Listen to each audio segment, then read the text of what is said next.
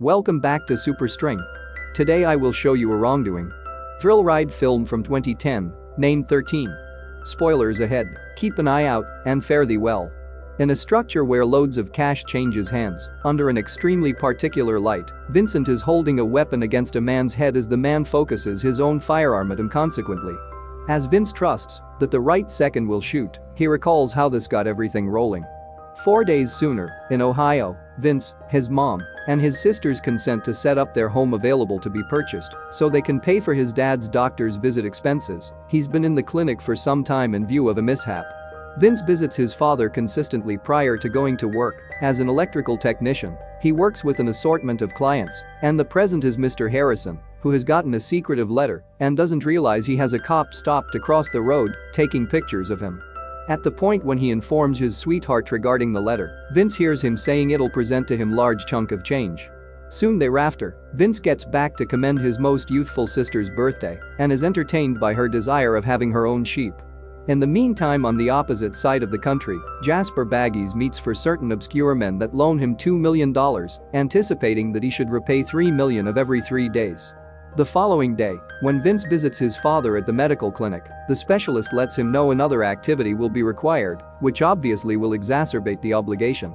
A short time later, Vince returns to work at Mr. Harrison's and hears him let a companion know that this unique work will give him a lot of cash in only 1 day.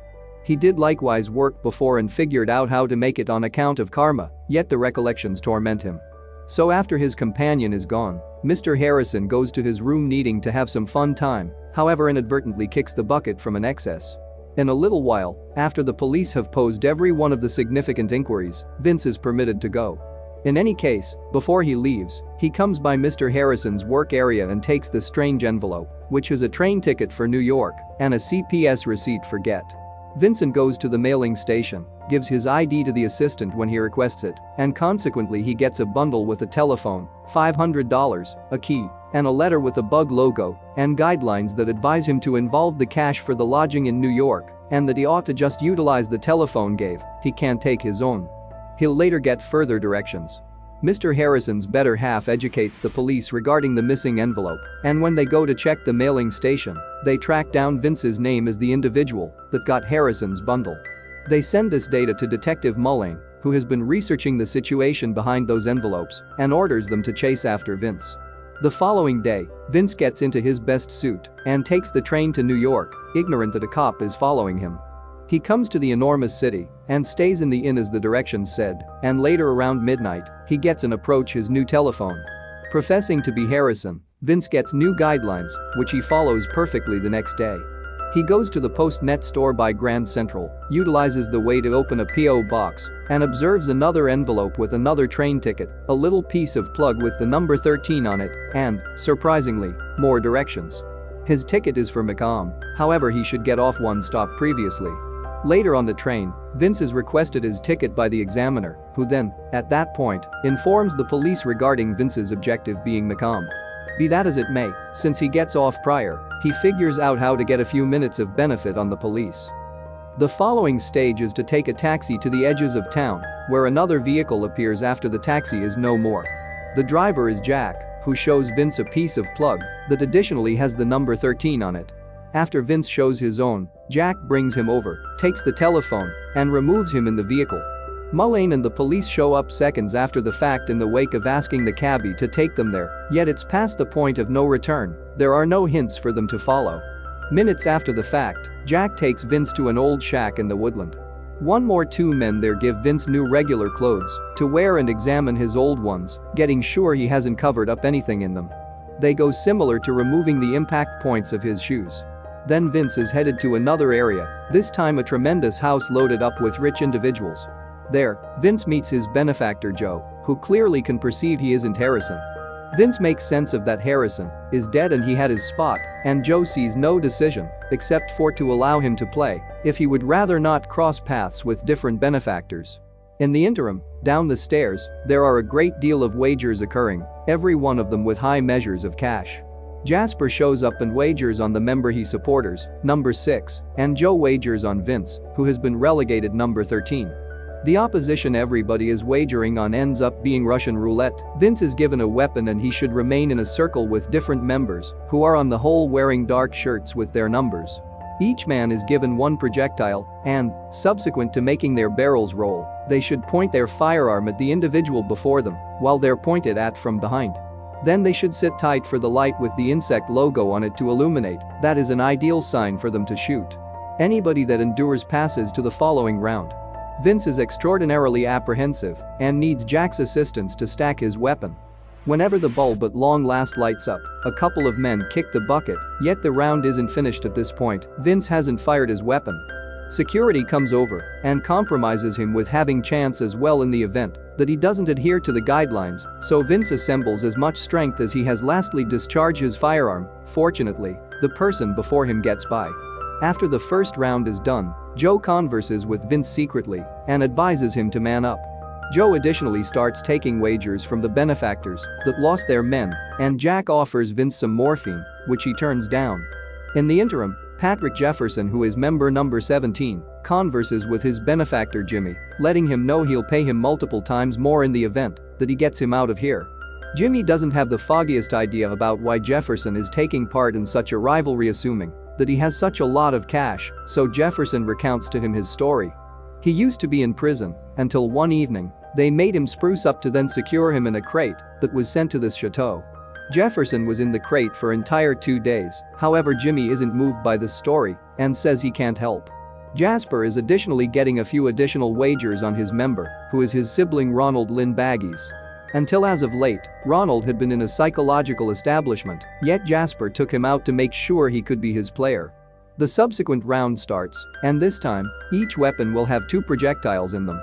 A big part of the circle passes on, and Vince makes do by sheer karma. The person behind him lacked the opportunity to shoot. There is a snapshot of shock when number 16 out of nowhere stands up once more, yet when the specialist checks his wounds, he pronounces him unequipped for proceeding, so security shoots him for good. Member number 11, Hans, becomes mentally unhinged, so his supporter Schlondorf attempts to quiet him down with a persuasive discourse, yet it isn't exceptionally useful. Jefferson has one more talk with Jimmy, enlightening him additional regarding his past. He went to jail for burglarizing a truck, yet before he was caught, he concealed the cash someplace safe. Assuming that he loses the opposition, Jefferson believes Jimmy should observe the cash utilizing a guide he's recently drawn, and he'll keep in his pocket. Jimmy can keep half of the cash, assuming that he sends the other half to Jefferson's child, who is likewise in prison, and Jimmy acknowledges the arrangement. While gathering more wagers, Jasper is having his very own few flashbacks. A while ago, when he removed his sibling from the psychological foundation, Ronald quit taking his drug, guaranteeing he felt far improved without it. Presently, nonetheless, he doesn't look so well. Whenever Jasper draws a number and learns Ronald will point at 13, Ronald tosses an ashtray at Vince's head, and Jasper needs to prevent him from causing a ruckus. Cycle 3 starts and the pressure is negatively affecting the members. Hans is given morphine to quiet him down and send him to the game, and number 3 requirements a seat to have the option to take part by any means. Ronald incites Vince into pushing him and even slaps him too, yet the host stops things before they heighten. In this round, every player will have 3 slugs. The players go through the standard advances and shoot, leaving just 5 alive. Vince, Jefferson, Ronald, number 3, and number 9. This implies the opposition can enter the last phase of the game. The duel. 5 wrapped balls have been placed on the table, 2 dark and 3 white. The benefactors of the leftover 5 players will each pick a ball, and the 2 that get the dark ones will be in the last duel, while the other 3 are allowed to go. Jasper and Joe get the dark ones, and that implies Vince will be conflicting with Ronald. Jasper, having the accomplished player, gets the majority of the new wagers, however Joe figures out how to persuade Schlondorf to wager on Vince on the grounds that their opportunity will be 5-1, amounting to anything more cash. Jimmy illuminates Jefferson can gather his cash and go. However, when Jefferson gets diverted while changing once again into his typical garments, Jimmy shocks him from behind and attempts to kill him. Fortunately, security observes them before the most awful occurs and reminds Jimmy survivors can't be harmed. Jefferson reviles Jimmy's name and ridicules him for accepting stories as he takes out the piece of paper he had in his pocket and shows his clear. Jimmy and the watchman leave, and before he completes the process of changing, Jefferson uncovers it was every one of the stunt. The clear paper had been a bait, he actually has the guide on him also and continues to consume it before at last leaving.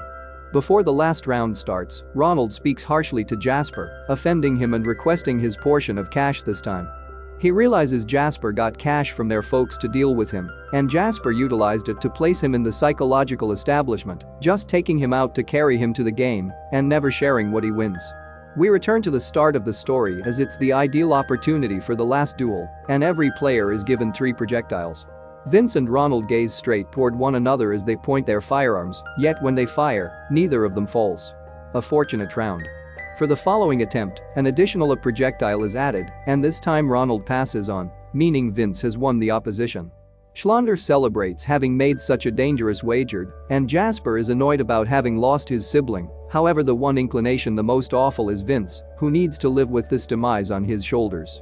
The last award Vince gets is the final prize Vince gets is $1,850,000, and the man that pays him calls him fortunate in light of the fact that Ronald had won every one of his duels before. Schlander and Joe salute him on his presentation and deal him a ride to the train station, which Vince professes to acknowledge. However, when he goes higher up to get his stuff, he goes through the room loaded up with the members and breaks the house through the window. Jack sees he's gone, yet Joe doesn't appear to mind when he's told. Vince comes to the train station toward the beginning of the day, and he's seen by the cabbie that took him there the other day, which rises to awful news. The driver calls the police and tells them Vince's area. Fortunately for him, Vince sees the squad cars show up from a far distance and conceals his cash sack inside a garbage bin before they get him. Minutes after the fact, he's taken to Mullane to be questioned. The investigator gets some information about the cash, yet Vince imagines he doesn't have a clue and makes up a story on the spot. He makes sense of he never come to the opposition since they saw he wasn't Harrison, so they dropped him in the woods to shoot him, however he took off. As evidence, Vince shows Mullane his shoes, imagining they had lost their heels in light of how hard he ran. Vincent will distinguish their countenances on the off chance that Mullane at any point gets these folks, however he can't take the criminal investigator to the area they dropped him at in light of the fact that they had blindfolded him. Without having additional pieces of information or proof to pursue, Mullane has no other decision except for to release Vince. In the wake of taking one more taxi to the station, Vince surges back to the garbage bin just to observe his pack is no more. However, at that point he sees all the garbage sacks at the rear of the structure, significance they've been changed as of late. Vince starts tearing the sacks open and luckily, he tracks down his cash, however presently he realizes he can't take a chance with it once more. So rather than going with the sack, he goes to the mail center and places all the cash in a crate that he ships off his family by means of enlisted mail. Subsequently, he calls his mother to caution her about the bundle, so they should rest assured there's somebody in the house tomorrow when the postal carrier shows up. Then, at that point, he takes the train to New York. Subsequent to remaining the night in a lodging, Vince comes by the supermarket in the first part of the day to get a few tidbits. There, he sees a sheep plushie that helps him to remember his sister and winds up paying $100 for it in light of the fact that the representative is hesitant to sell it. Presently is an ideal opportunity to return home to Ohio. Vince sheets his last train and Jasper follows him, making some babble, as though this was entirely typical. At the point when the train comes to its most memorable station, Jasper shoots Vince and takes the sack, taking off with it, since he thinks the heaviness of the enormous plushie is really the cash. Prior to passing on, Vince swallows the mail center receipt as he ponders his loved ones.